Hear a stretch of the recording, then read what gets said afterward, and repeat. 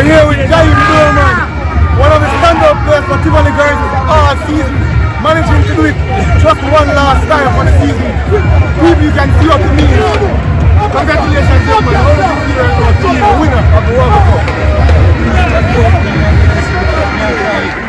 Last year, we come up with something. What were your thoughts when you did today's game? Like, what did you do to get the guys hyped up for this big one? Keep playing and keep working. I think what I see now is one play. We don't have pressure. That's the pressure. I will keep playing play. I will keep pushing hard. What did the coach tell you guys before the game? What did the coach tell you? So it's 1 year and it's the whole thing.